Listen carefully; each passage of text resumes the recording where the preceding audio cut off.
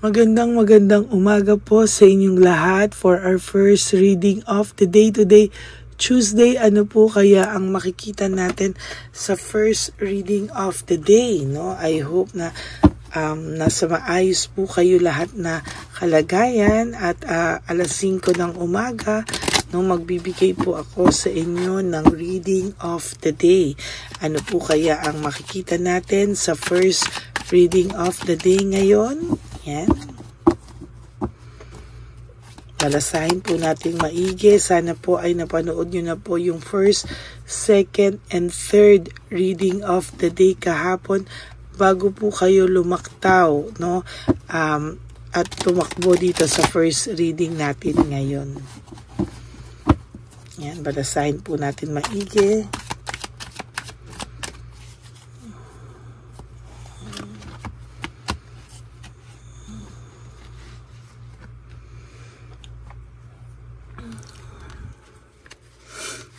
One, two,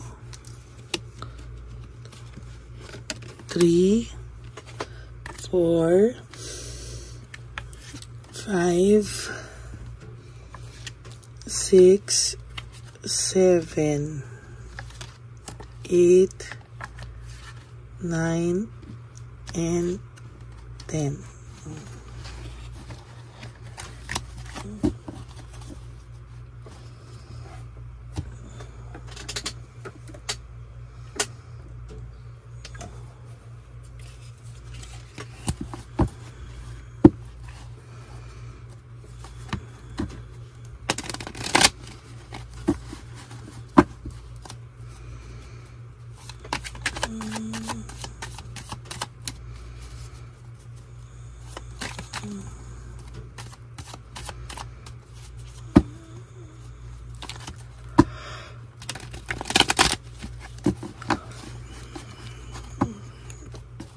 Okay. Yan na, nakita niyo po ating binabalasang mabuti.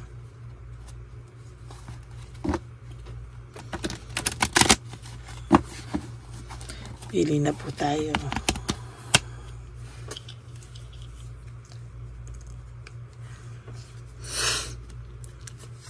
One, 2, 3, 4, 5, 6, 7, 8,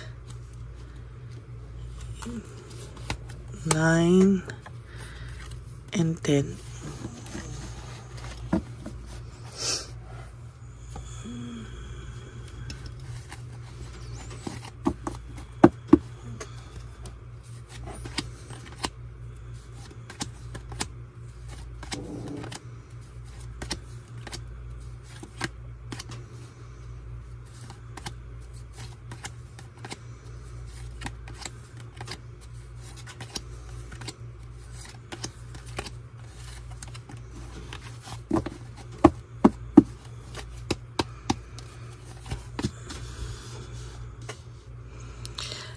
Jealousy, self-centered, talaga pong sa nakikita ko ngayon, sobra po ang galit sa'yo ng inyong third person, ano? Sobra po ang matindi po ang nararamdamang galit sa'yo, no? Gigil na gigil po talaga siya sa'yo at talagang gustong-gusto ka po niyang bisitin on a Tuesday morning. First card, it is all about the jealousy of the third party or the third person sa buhay nyo, no? Talagang sa nakikita ko po ay talagang galit na galit at sobra po talaga ang stress and burnout nitong third party or third person nyo sa buhay nyo, no? Talagang sa nakikita ko po ngayon ay talagang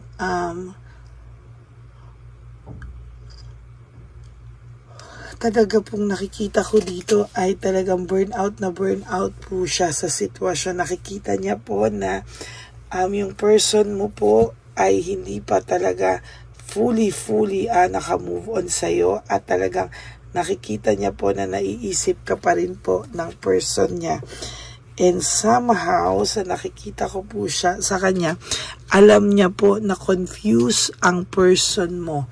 No, alam niya rin po na hindi po siya yung talagang choice, no, ng iyong person. At talagang sa nakikita ko po dito ay hirap po ang person na ito sa ngayon, no. No right choice, confused, talagang hirap po ang person na ito. At sa nakikita ko po, hindi mabalanse at very disorganized and overwhelmed yung person mo po. Kaya ramdam po talaga ng third party, no, na ikaw pa rin po yung nasa isip. Ramdam pa rin po ng third party yung panggagalaite, no. Hindi niya po alam, talagang there's fear of suffering, disaster avoided.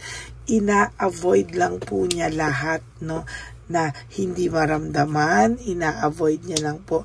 So far, ina-avoid niya lang po talaga lahat dito na sana wag maramdaman nitong person, nitong third person, yung kanyang nararamdaman para sa'yo, no. As a matter of fact, hirap po siya sa ngayon, and hindi niya po din alam kung ano po yung gagawin niya para hindi po siya mahalata ng third party nyo, ng third person nyo, no, na naiisip ka pa rin niya, na ikaw pa din kahit paano, nakukumpara ka po niya talaga kung paano ka po mag-alaga, kung paano ka po mag-care, kung paano ka po mag-support sa kanya. Talagang itong person nyo pong ito ay naiisip pa rin po talaga kayo, no. There is this broken family, shattered dreams, talagang nagkasira kayo talaga, nawala lahat ng plano nyo. Talagang masasabi ko na talaga pong hindi niya po talaga kayo masisisi, no. Kung actually nakikita ko nga dito, may some point dito na parang kayo yung nasisi, no, pero deep inside of your person, alam niya po na siya ang may kasalanan, ano. Ginastify niya lang po yung mga nagawa niya kasalanan, pero sa totoo lang po, sa nakikita ko po dito, talagang lack of commitment, o talagang meron po ditong lack of commitment. Hindi po talaga 100% ang commitment niya sa bago niya, sa kanyang third party, sa kanyang third person, sa inyong third person. Hindi po buo, no? Hindi po buo ang kanyang hindi po buo talaga. Sa nakikita ko po talaga, panay failure din po, no? At talagang defeat, no? May pagkatalo, no? Ayaw niyang ipakita ng third party nyo na talo siya. Ayaw niyang ipakita somehow na magulo po ang pakiramdam ng iyong third party, ng inyong third party. Pero sa mga social media nito, akala mo wala siyang problema. Akala mo okay na okay siya, but the truth is hindi po, no. Grabe po ang nararamdamang puot sa'yo ng third party nyo, no. Siya pa yung galit sa'yo.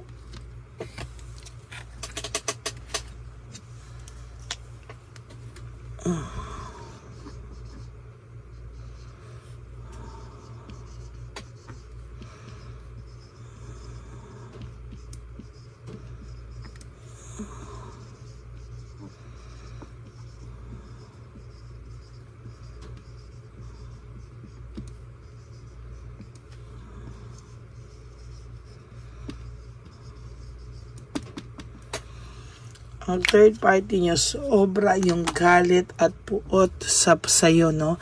Hindi niya po talaga matawaran. Talagang galit na galit siya sa'yo.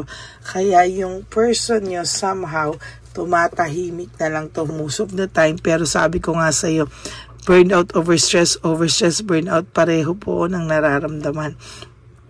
Talaga pong pikon na pikon din po yung person nyo kapag nagaganito na, nagagalaiti na ng ganito.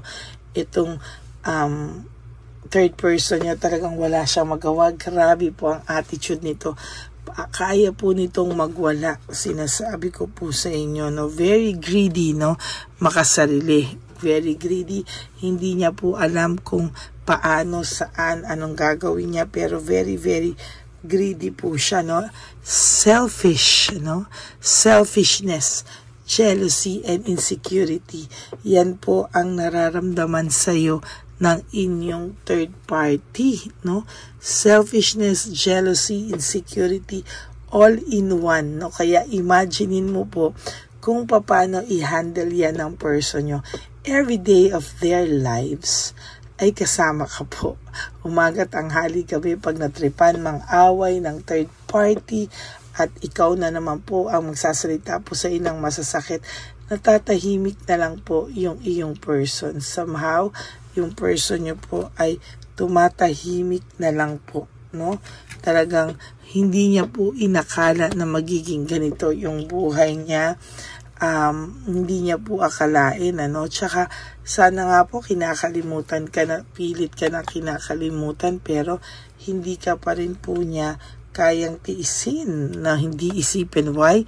Naiisip niya pa rin po yung partnership nyo, yung union nyo, yung mga times na magkasama kayo, nagsusuportahan kayo. Talagang iba po yung pakiramdam ng person nyo. Talaga pong gusto niya pong maramdaman ulit yung ganong katahimik na relationship. Naging rude lang naman po ito sa iyo bandang huli na, no? Nung talaga nanloko na to, nung talagang may something na dito, nung talagang nagsisinungaling na siya sa iyo ulit, no? Nagsisinungaling na siya at kung ano-ano, dyan po siya nakaramdam, no? Pero huwag ka mag-alala, nakakaramdam siya ng frustration, right? At this very moment, nakakaramdam siya ng frustration.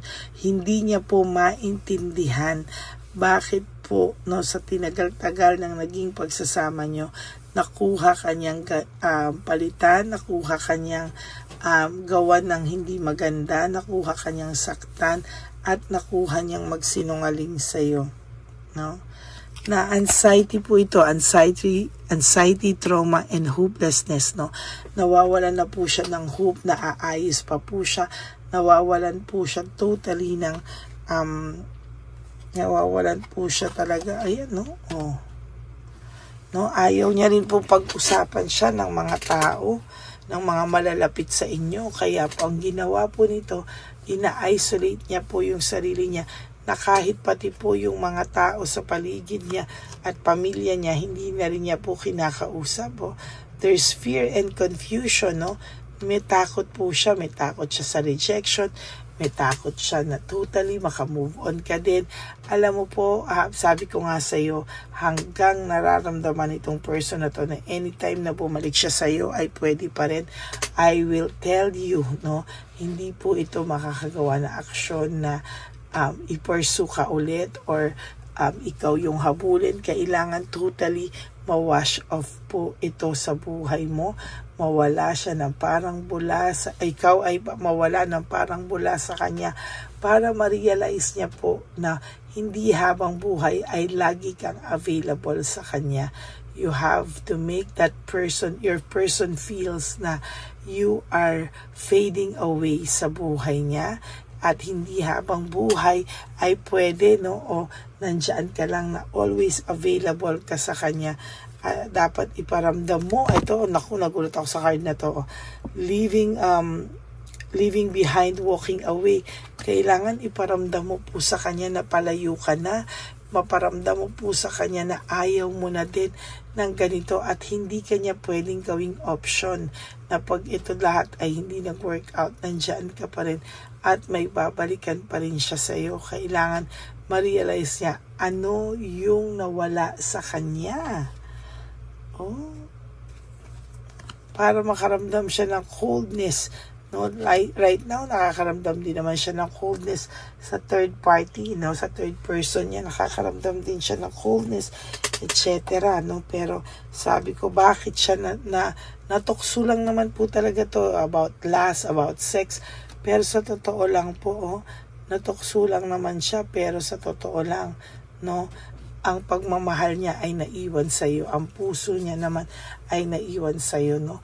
Medyo talagang naghanap lang siya ng ng makamundong bagay, no? Na akala niya medyo wala ng spark, no? Hindi niya alam na ngayon niya lang nalaman na hindi pala niya kayang mawala ka sa puso't sa buhay niya, no? Talaga ngayon, kahit hindi kayo nag-uusap nito ngayon, or nag-uusap pa rin kay minimal, no? Sinasabi ko sa iyo, this person will never, ever forget you. Hindi ka makakalimutan ng person na ito. That's it for your first reading for the day. I hope na naka-resonate kayo. And if you do, can you please give me a like and comment down below para naman po updated ka sa ating updated ka lagi dito sa ating reading of the day, no? Please hit the bell, no, para may ma-notify ka po kung may bago nang lumabas na video. Okay? And for those of you who would like to have a private reading with me, you can message me at Ladyly Elena. That's Ladyly Elena. Nasa dulo po yan ng ating video. Diyan niyo po ako makokontak. That's my only legit FB and official FB and Messenger account. Okay? And for those of you who would like to give me a super thanks for this video, I would really appreciate that and love that from the bottom of my heart. Ang importante lang po ay makakapagbigay tayo ulit sa ating mga ang ating One Love a Day Christmas edition for our street lolos and lolas, for our street elderly. Ayan. And please, no skipping of ads. Tulong nyo na po yan sa ating channel para naman po mas makatulong pa po tayo sa ibang tao. Okay? And to my ever loyal and solid Lady Elena friends, family, and subscribers, I love you all from the bottom of my heart. At talagang mahal na mahal ko po kayong lahat. At ang lagi ko pong bilin sa inyo is that life is too short. Don't make it shorter by stressing yourself from all the pains and the heartaches na binigay sa inyo na kahapon. Just surrender everything to the divine universe and just let go and let God write your life and love story. Another thing po is live one day at a time, no? Kalimutan nyo muna po yung mga okasyon na parating sa buhay mo. Birthday mo ganito, birthday niya, anniversary nyo na sana, paano ang darating na Pasko, bagong taon, at lalo na ang Valentine's Day, no? Huwag nyo muna pong intindihin ang mga okasyon na yan. Just live for today. You wake up and do 3 things that will make you happy for this day, para sa sarili mo. And then you go to sleep tonight, no, na mawala po lahat ng isipin nyo muna regarding sa kanya. Kahit isang araw, i-focus nyo po muna sa sarili nyo, no? Hindi ka ba napapagod, diba? Mag-isip sa kanya, masaktan. Ngayon, do 3 things that will make you happy. Yourself, no? Yung self mo that will make you and yourself happy for today. Okay? So, yan po ang ating first reading of the day. Please help me reach 20,000 subscribers para naman po lumapit-lapit naman po tayo sa silver button na pangarap natin. Okay? Sana naman po ay matulungan niyo po ako dyan. Ikalat niyo po ang ating channel para mas marami pa po tayong matulungan na tao. Okay? God bless you all and I love you all. At sana po ay huwag kayong malungkot because I will be back for another set of reading for our second reading of the day. God bless you all. I love you all. Bye!